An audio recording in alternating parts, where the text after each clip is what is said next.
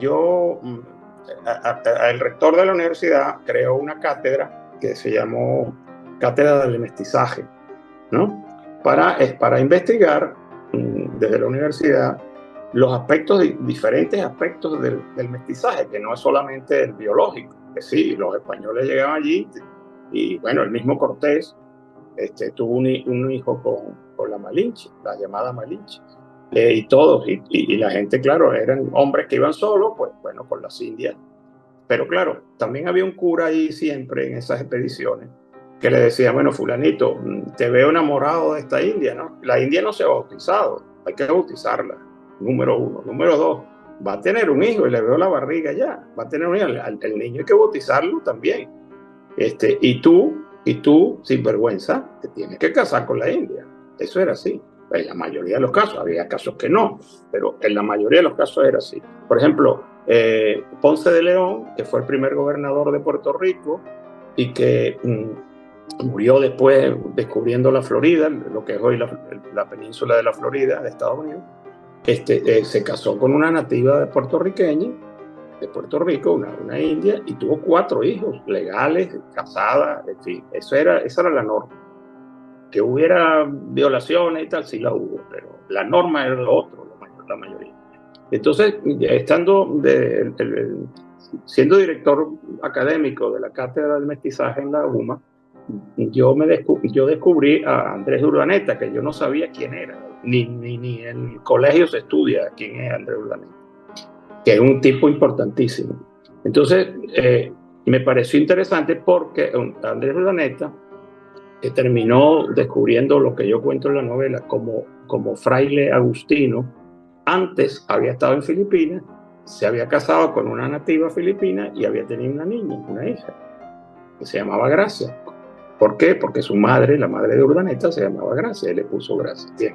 Entonces me empecé a investigar quién era Urdaneta y por qué no se estudiaba en los colegios ni en la universidad. Entonces me pareció interesantísima su vida porque es un explorador, desde joven, un conquistador, digamos, para entendernos, del siglo XVI, comienzos.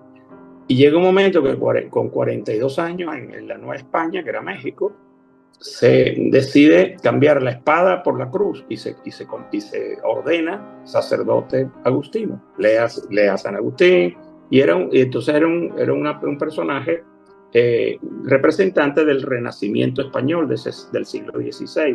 Porque bueno, era muy experto en la marinería, en la cartografía, en descubrir rutas, etc. Y era un intelectual de su época, ¿no? Un tío que había estudiado a los libros de San Agustín, pues no era cualquier persona en esa época, ¿no?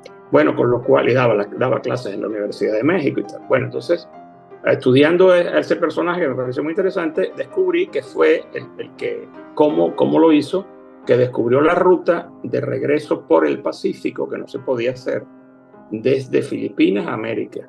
Ese regreso no se podía hacer, no se había descubierto. Se había intentado, pero no sé. Y él lo consigue. Él consigue la ruta y establece lo que durante los siguientes casi 3 siglos fue la ruta del galeón de Manila o el galeón de Filipinas. Y entonces eso es lo que cuenta la novela, ¿no? Mi novela está basada estrictamente en los hechos históricos, pero claro, ficcionada, es una novela de aventura realmente.